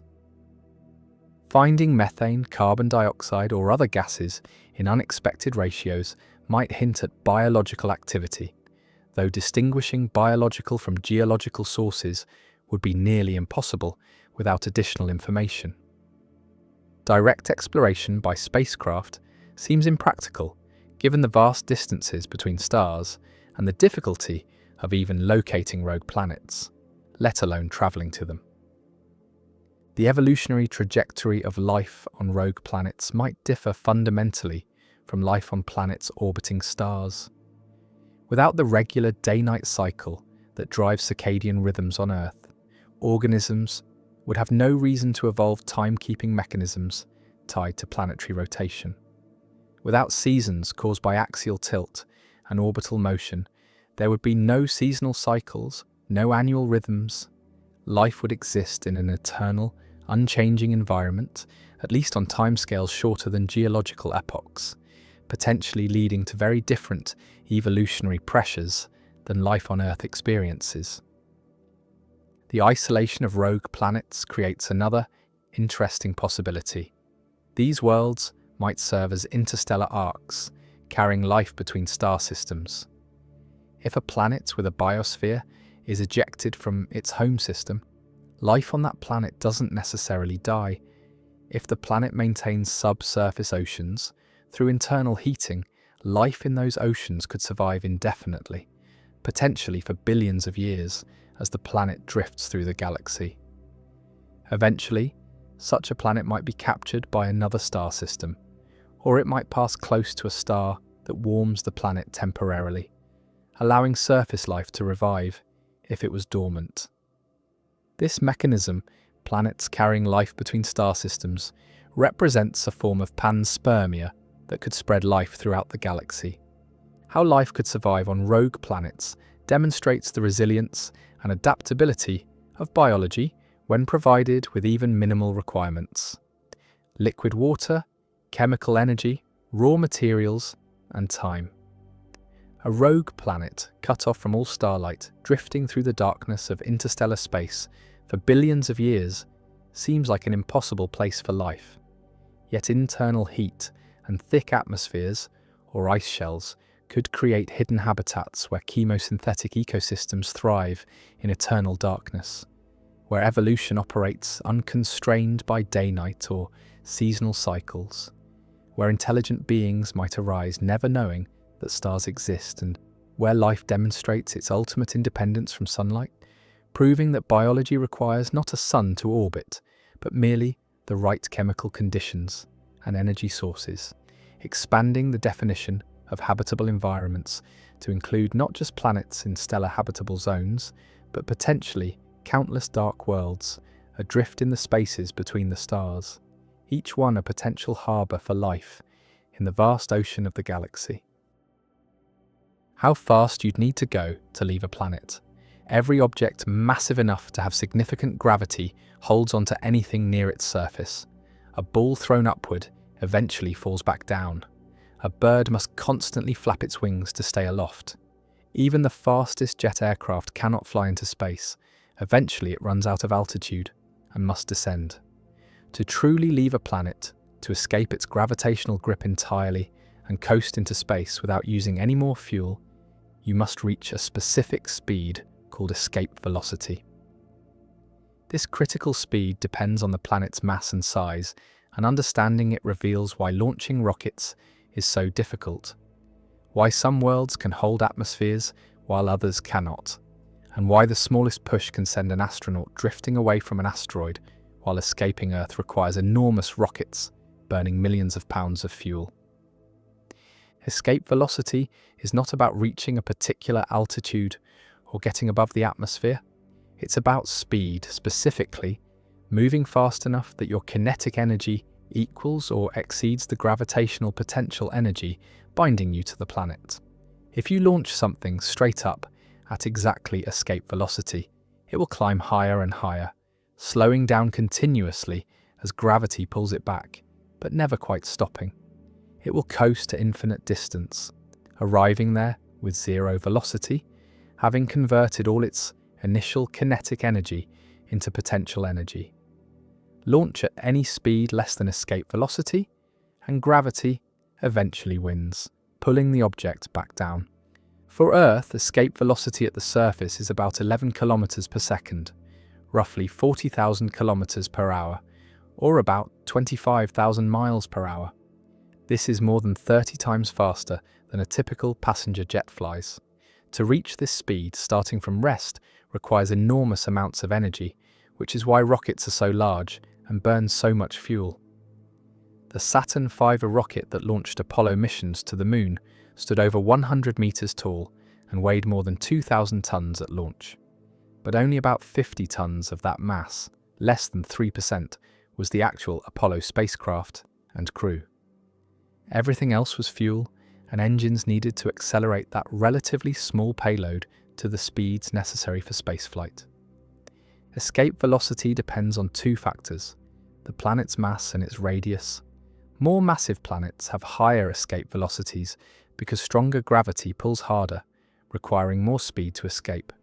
Larger planets, meaning planets with larger radii, have lower escape velocities at their surfaces because you start farther from the center of mass where gravity is weaker.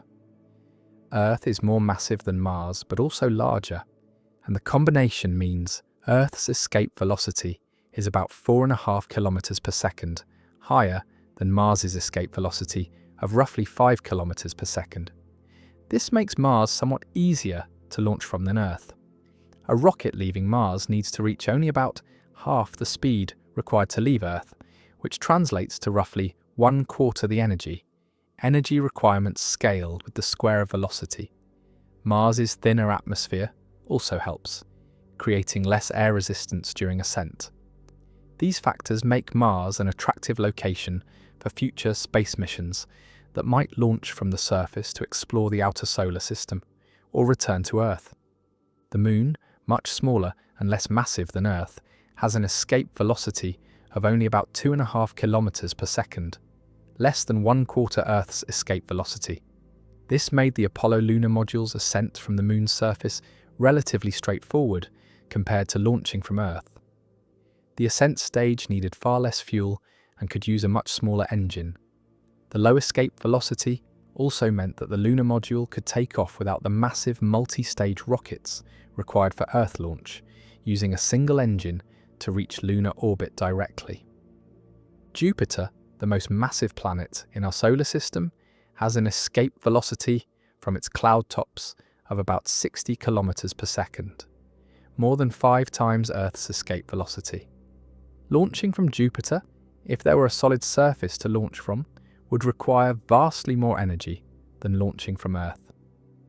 Any spacecraft falling into Jupiter's atmosphere would need extraordinary speeds to escape again, which is why missions to Jupiter use gravity assists from other planets to gain speed rather than attempting to enter and exit Jupiter's deep gravity well. The concept of escape velocity explains why planets can hold atmospheres, while asteroids and comets cannot. Gas molecules in an atmosphere move at speeds related to temperature. Hotter gases move faster. For an atmosphere to remain bound to a body over billions of years, the typical speed of atmospheric molecules must be significantly lower than escape velocity.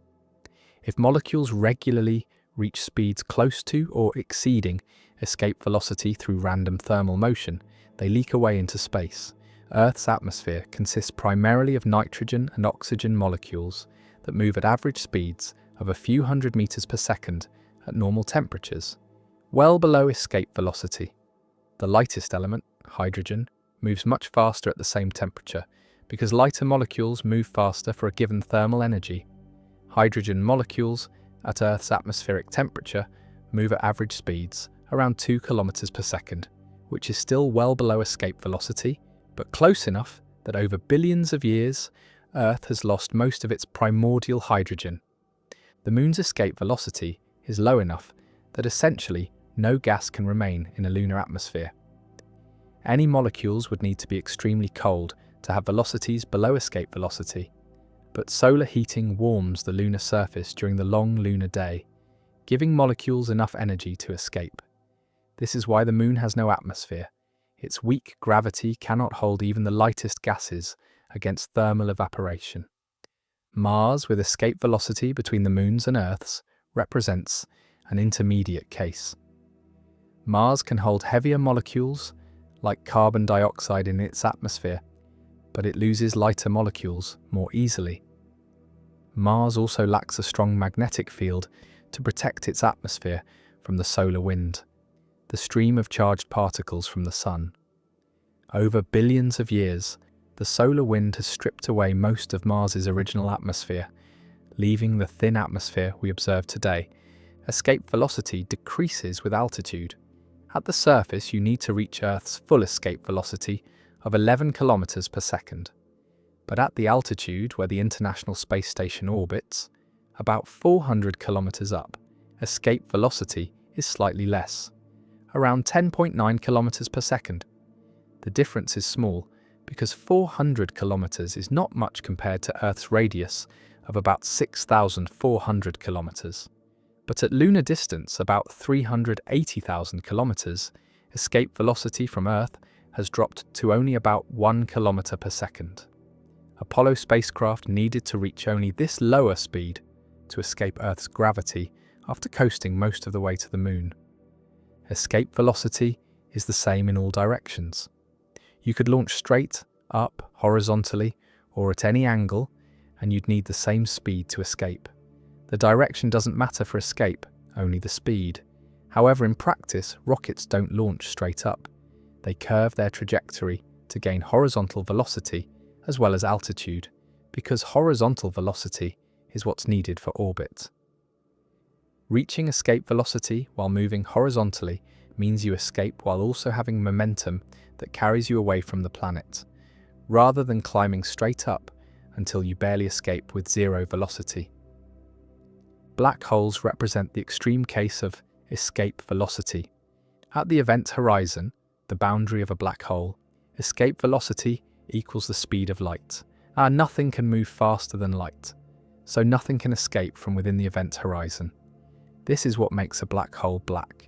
Not even light can escape once it crosses this boundary. For a black hole with a few times the sun's mass, the event horizon has a radius of only about 10 kilometers. The extreme compression of mass into such a small radius creates escape velocities that reach and exceed the cosmic speed limit. Interestingly, you don't have to reach escape velocity to get into space. Rockets reaching orbit around Earth need to achieve only about 8 kilometers per second at orbital altitude, less than escape velocity. Orbital velocity is the speed at which your sideways motion exactly balances gravitational pull, so you continuously fall around the planet rather than falling back to it. This is easier to achieve than escape velocity, which is why orbital missions are more common than interplanetary missions.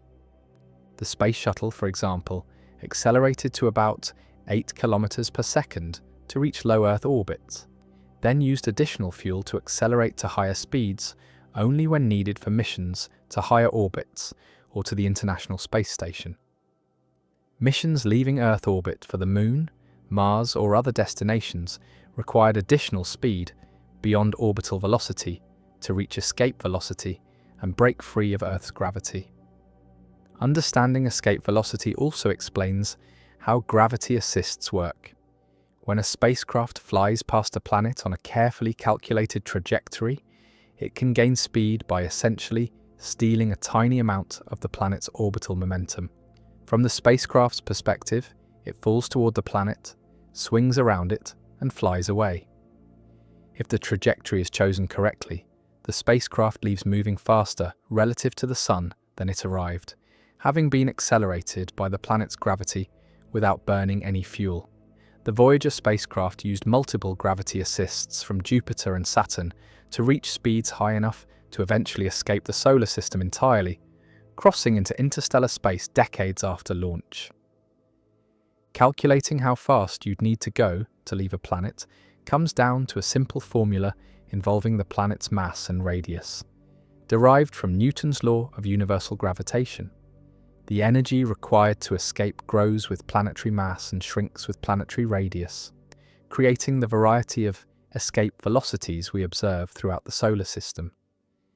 From tiny asteroids where you could literally jump into space if you weren't careful, to massive Jupiter where even the most powerful rockets would struggle to escape, the speed required to leave a world tells us about that world's fundamental properties and shapes everything from how we design spacecraft to which worlds can hold atmospheres, determining the accessibility of each destination in our cosmic neighborhood and beyond. How the Moon pulls on Earth's oceans. Twice each day, the ocean rises up beaches and coastlines around the world, then retreats back toward the sea. This rhythmic rise and fall of the tides has shaped human civilization for thousands of years, governing when ships could enter harbors, when fishermen could gather shellfish from tidal pools, and when coastal communities needed to prepare for high water. The connection between these tides and the Moon was recognized in ancient times, but understanding exactly how the Moon creates tides requires thinking carefully about gravity, how it varies with distance, and how Earth's ocean responds to forces that stretch and squeeze it in complex ways. The fundamental cause of tides is gravity, but not gravity in the simple sense of the Moon pulling water toward itself. If that were the entire story, we would see one bulge of water on the side of Earth facing the Moon, and that would be the end of it. Instead, we observe two tidal bulges, one on the side facing the Moon and another on the opposite side of Earth. This puzzling fact confused natural philosophers for centuries, until Isaac Newton, in his Principia Mathematica, published in 1687, provided the correct explanation using his law of universal gravitation and his laws of motion. The key insight is that the moon's gravity pulls on every part of Earth, but it pulls with different strengths depending on distance. The side of Earth closest to the moon experiences stronger gravitational attraction than Earth's centre, which in turn experiences stronger attraction than the far side. This difference in gravitational force across Earth's diameter creates what are called tidal forces, forces that try to stretch Earth along the line, connecting it to the moon, while simultaneously squeezing it perpendicular to that line. Imagine Earth's structure for a moment. The solid rock of Earth's crust and mantle resists deformation quite strongly. While tidal forces do deform the solid Earth slightly, raising and lowering the ground by about a foot, the effect is not dramatic because rock is stiff and strong. The oceans, however, are fluid. They can flow freely in response to forces, and they respond readily to the tidal forces that the solid Earth largely resists. Consider a point on Earth's surface directly beneath the moon. The water at this location is about 4,000 miles closer to the moon than Earth's centre. The moon's gravitational pull weakens with distance according to an inverse square law. Double the distance and the force becomes 1/4 as strong. This means the ocean on the near side experiences a gravitational pull toward the moon that's about 7% stronger than the pull experienced by Earth's centre. This differential force pulls the ocean away from Earth's centre, creating a bulge of water on the moon-facing side. Now consider the opposite side of Earth, the point farthest from the moon. Here the ocean is about 4,000 miles farther from the moon than Earth's centre.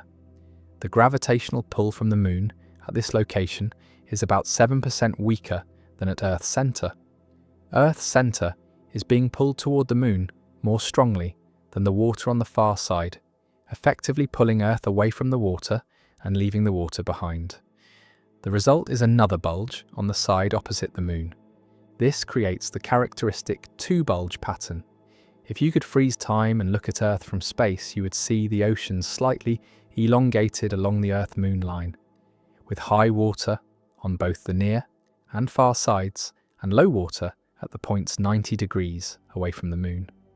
As Earth rotates beneath these bulges, any given point on Earth's surface passes through 2 high tides and 2 low tides each day, though not exactly every 12 hours, because the moon is also moving in its orbit, shifting the position of the bulges over time.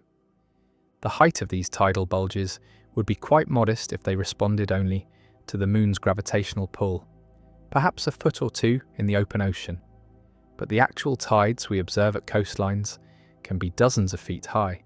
This amplification occurs because of the way ocean basins are shaped and because of resonance effects as water sloshes back and forth in confined spaces. The Bay of Fundy in Canada experiences the world's highest tides, sometimes exceeding 50 feet, because the bay's shape and size create a natural resonance that amplifies the tidal forcing from the moon and sun. The sun also creates tides on Earth, though they're smaller than lunar tides despite the sun's vastly greater mass. The reason is distance. The sun is about 400 times farther from Earth than the moon, and tidal forces depend not just on mass but on how much the gravitational pull varies across Earth's diameter. The sun's great distance means its gravitational pull varies less across Earth than the moon's does, making solar tides about 46% as strong as lunar tides, a ratio that Pierre-Simon Laplace calculated in detail in his comprehensive work on celestial mechanics in the late 1700s. The interaction between solar and lunar tides creates the familiar spring and neap tide cycle. When the moon and sun align, either on the same side of Earth during a new moon or on opposite sides during a full moon, their tidal effects add together, creating spring tides with especially high high tides and especially low low tides. The name has nothing to do with the season, but comes from the idea that the tides spring forth. When the moon and sun are at right angles as seen from Earth, during first and third quarter moons, their tidal effects partially cancel, creating neap tides with smaller tidal ranges. This 2-week cycle of spring and neap tides is predictable and was well understood by ancient mariners, though they lacked Newton's gravitational explanation for why it occurred. The timing of tides is not as simple as one might expect. If you observe the tides at any coastal location, you'll notice that high tide doesn't occur exactly when the moon is overhead or exactly when it's on the opposite side of Earth.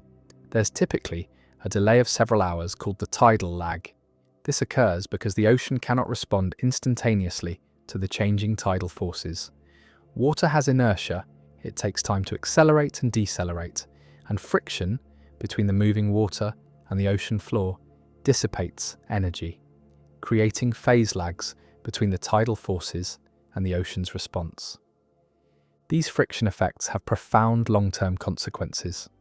As tidal bulges try to follow the moon, but are dragged forward slightly by Earth's rotation, they create a gravitational pull on the moon that's not perfectly aligned with the Earth-Moon line.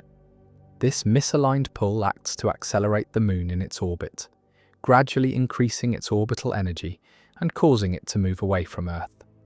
Precise laser ranging measurements using reflectors left on the moon by Apollo astronauts have confirmed that the moon is receding from Earth at about 1.5 inches per year. This recession cannot continue indefinitely at the current rate. As the moon moves farther away, tidal effects weaken, slowing the recession. But over the 4.5 billion years since the moon formed, likely from debris created when a Mars-sized object collided with the young Earth, the moon has moved substantially farther from Earth. Early in Earth's history, when the moon was much closer, perhaps only 15,000 miles away compared to today's 240,000 miles, tidal forces were enormously stronger. Tides might have been hundreds of feet high, and the moon would have appeared many times larger in the sky, looming over the horizon like an enormous sphere dominating the heavens. The energy dissipated by tidal friction doesn't just affect the moon's orbit, it also affects Earth's rotation. The gravitational drag from the tidal bulges acts to slow Earth's rotation gradually. Each century, Earth's day lengthens by about 1.7 milliseconds. This seems negligible, but over geological time, it accumulates. Fossil evidence from ancient corals, which show daily growth bands much like tree rings, indicates that 400 million years ago, Earth's day was only about 22 hours long, and a year contained about 400 days. The moon was closer, Earth rotated faster, and tides were stronger. This tidal interaction between Earth and the moon is an example of tidal locking in progress. The moon is already tidally locked to Earth, always showing the same face toward Earth because tidal forces from Earth have synchronized the moon's rotation period with its orbital period. Earth is gradually becoming tidally locked to the moon as well, though this process will take tens of billions of years to complete, longer than the remaining lifetime of the Sun. If it could be completed eventually, Earth would always show the same face to the moon, and the moon would hang stationary in the sky over one hemisphere, never visible from the other. Other bodies in the solar system experience even more extreme tidal effects. Jupiter's moon, Io, the most volcanically active body in the solar system, is heated internally by tidal flexing. As Io orbits Jupiter in an elliptical path, the tidal forces it experiences vary in strength, squeezing and stretching the moon's interior. This constant kneading generates tremendous heat through friction, keeping Io's interior molten and driving its spectacular volcanic eruptions. This process, predicted by Stanton Peele and colleagues just before the Voyager spacecraft discovered Io's volcanism in 1979, is called tidal heating. Saturn's moon Enceladus experiences similar tidal heating, though less extreme than Io. The heat from tidal flexing keeps a subsurface ocean liquid beneath Enceladus's icy crust, and tidal stresses crack the ice at the South Pole, allowing geysers of water to erupt into space. Europa, another moon of Jupiter, likely has its subsurface ocean maintained by tidal heating as well, making it one of the most promising places to search for life beyond Earth. Tidal forces can also be destructive. Every large body creates a tidal limit, called the Roche limit, after Edouard Roche, who calculated it in 1848, inside which tidal forces exceed the self-gravity holding a satellite together. A moon that wanders inside the Roche limit will be torn apart by tidal forces, pulled into fragments that spread into a ring around the planet. Saturn's magnificent ring system may have originated this way, from a moon that either formed inside the Roche limit or migrated inward and was disrupted. Tidal forces operate throughout the universe. Binary stars experience tides that can transfer mass from one star to its companion. Black holes create tidal forces so extreme that they can tear apart stars that pass too close, creating spectacular tidal disruption events. Galaxies passing near each other experience tidal forces that stretch them into long streams of stars, creating the tidal tails visible in many interacting galaxies. The same physics that causes ocean tides on Earth, the differential pull of gravity across an extended object, operates on scales from moons and planets to stars and galaxies. The tides we observe at the beach are the local manifestation of a cosmic dance between Earth and Moon, a gravitational interaction that has been occurring since the Moon formed and will continue for billions of years into the future. Every incoming wave, every tide pool exposed at low tide, every ship waiting for high water to enter harbour is part of this larger story of how gravity shapes the motion of celestial bodies and how the Moon, our constant companion in the night sky, continues to sculpt the behaviour of Earth's oceans through the subtle but inexorable pull of tidal forces.